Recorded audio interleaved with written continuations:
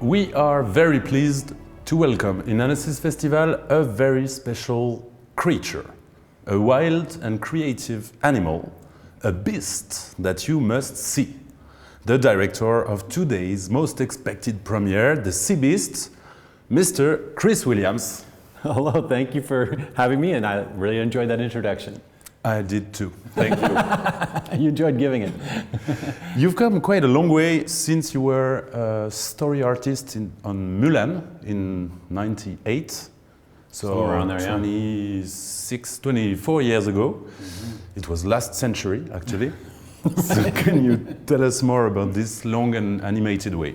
Yeah, for sure. And actually, my Disney career started with me doing in-betweens for The Lion King. I was an intern at the time, and they were in a real time crunch. So they had me working on doing in-betweens, and I actually was doing in-betweens in the scene where Simba had discovered his father had died, and I obviously at that point didn't know the story, but it felt like a pretty important scene, and I was surprised they gave any of it to an intern, but that was my first introduction to working at Disney.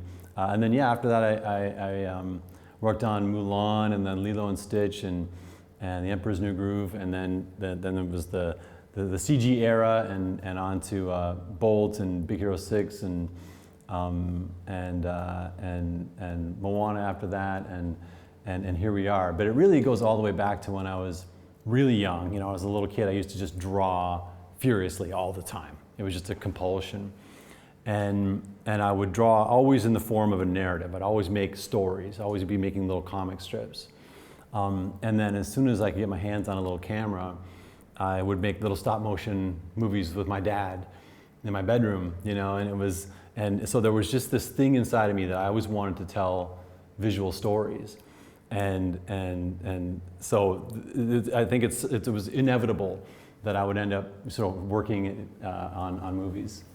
So you told us about your very first animation film with your dad, then your very first professional scene that was the most incredible scene of animation of the last century where Simba's father is dying. Well, and we would like to know if you remember your first time in Annecy's Festival. I was here once before. I was here, it was probably about, I'm gonna guess 13, 14 years ago maybe. I was showing a short that I had directed called Glago's Guest, but at the time I was actually in the middle of directing a feature film, my first feature film, Bolt, and so I didn't get to stay very long. I didn't get to stay and enjoy this beautiful city and this amazing festival. I had to carry my bags around with me, and as soon as I'd done my presentation, I had to race to the airport and get back home and get back to directing Bolt. And so I'm actually enjoying, I have a little more time to enjoy this beautiful city this time around. Amazing. Super Rhino, Gone Fishing, Brother Bear, Chicken Little, Bolt the Dog, The Princess and the Frog, Zootopia. Actually, your career is like Noah's Ark. Did you just miss a sea beast to complete it? That's true. I needed to do a mythical animal. to complete the set. That's it. So you're just aligned with what I'm about to tell you, but Nessie, the Leviathan, for a director, a myth tells the stories to be explored. What were yours as the Sea Beast inspiration? What was the inspiration for the Sea Beast? Well, I've always loved adventure stories, and going back to, again, when I was a kid, I loved the King Kong story, and the 70s version of King Kong was my version of King Kong, and I loved it, and I collected King Kong cards, and I drew pictures of King Kong, and there was just something about the idea of the voyage into the unknown, and this relationship they actually developed with this giant creature that was really, really compelling to me. And so I think that's always been inside of me to want to tell a story like that. And I just loved adventure stories. I loved Raiders of the Lost Ark was a big moment for me. As a kid, I was the perfect age to see that movie. And I remember watching it and of course being enthralled with the film. But I remember also having this experience where I was conscious of the fact that adults had made this thing. And I was young at the time, but it was obvious that these adults, wherever they were when they made this thing, are into the same things I'm into. And so it was this sort of freeing moment where I realized it's okay to grow up. I can still love the same things I love now. And I think it was a pivotal moment for me as far as me wanting to make movies. And now that you're the big man doing the films for the little ones, how do you feel right before entering the room where everyone is expecting for your movie to be presented finally? Oh, you're making me nervous. You're making me realize that this is it. This is the world premiere. It's time. Of the movie. We have not shown this movie to an audience. We're very proud of it, very excited, and I was feeling really good. Now you made me feel slightly nervous, but maybe that's okay. That's normal. No, I'm really thrilled. I'm really excited. I can't wait to be in there and experience it with an audience on a big screen. It's going to be awesome. And I'm sorry if I made you a little nervous, but you know that ANSY's audience is the most perfect audience to present a movie. They are going to be so much reactive and expressing that I guess it's a huge step, an important step for you to... Well, my question is, are you going to watch the screen or watch the audience? I will watch the screen, I promise. I think it'd be weird for my neighbors if they saw me staring at them while they're watching the movie. Maybe a back mirror to see both at the same time. Yeah, that wouldn't be weird. So you're going to stay in the theater to watch the film with the audience? Yeah, that is the plan. And I've experienced it a little bit. The audience here is the best in the world. They're amazing. They really are a generous and warm audience. And I was just part of a Netflix preview this morning where a series of filmmakers had to get up and present clips and just talk to the audience. And we were all a little nervous backstage, but everybody who came off the stage said the same thing. They are a great, great audience. And you can't mess up. They're on your side, you know. Yes. And that's a great feeling, you know. It's a great feeling to have that sense of a relationship. So you're about to meet again with ANSY's audience, but we'd like to know if you have met someone in ANSY, maybe during the years. Well, the first time you came here, or in. Well, no, we're going to cut this question because you already told me you were here just once. Just once before. And you left too quickly to meet someone that would have changed your life in animation. That's true. It's been a bit of a scramble, though, because I was here so briefly last time. And this time I've been racing around trying to buy clothes because my luggage didn't make it. So I haven't had that moment yet. Oh, I did meet Guillermo del Toro backstage, okay. And he'd seen the film, and he said he really liked it a lot. And of course that meant a lot to me, and because I'm a big fan of his, and so to hear him talk about things he liked about the movie, that was a really special moment for me. I guess so, and something to remember to get less nervous about what's true. Expecting you. I should be less nervous at this point, but it never quite goes away. Although we are minutes before the Sea Beast premiere, do you already know which new projects will bring you back to ANSY for the next years? Oh, well, I have an inkling, I have an idea, but it's so vague that I can't really, there's nothing really to talk about yet.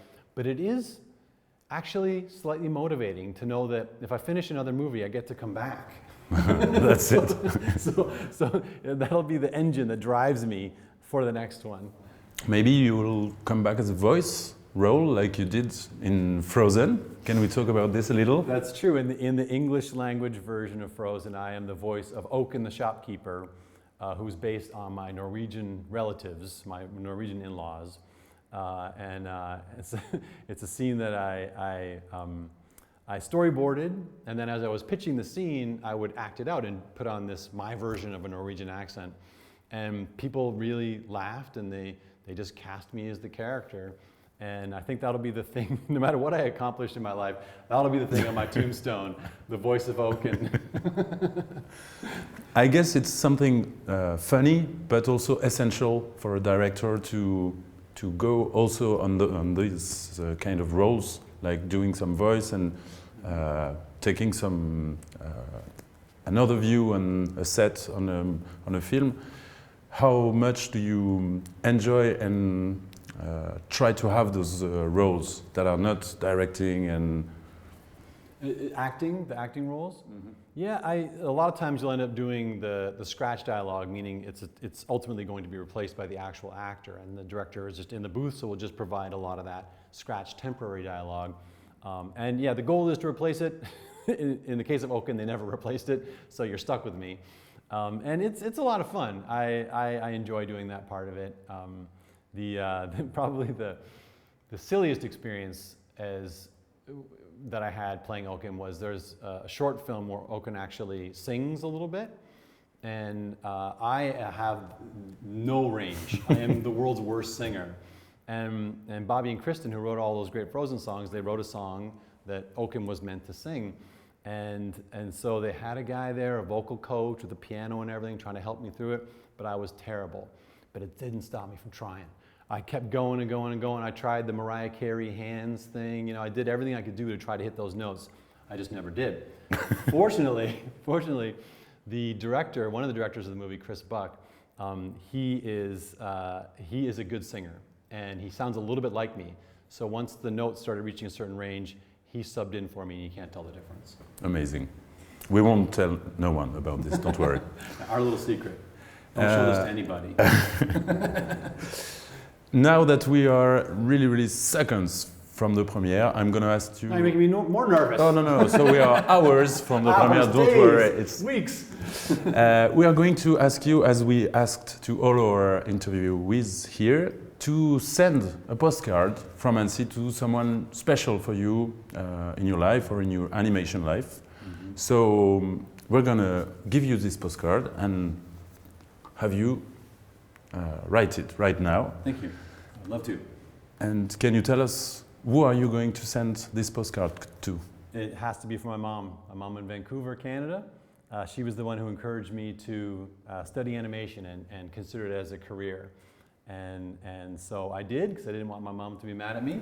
And you know what? Here I am, probably as a result of my mom's. So listen to your mom, draw with your dad, keep trying to sing, and maybe you'll come to Annecy.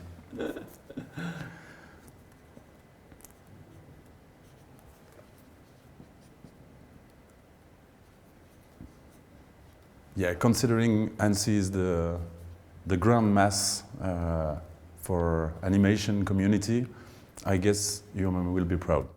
I hope so. I think so. Yeah. Thank you. Thank you very much, Chris, for being with us, and we're going to let you join the premiere that are in a few moments. You can have it like you want. And we know that you are going to experience a great moment with Annecy's audience. And again, thank you very much for being with us, and have a great time. Awesome. It's been a pleasure. Thank you very much. We'll see you. I hope so. See you in 4 years or so. Deal. Okay.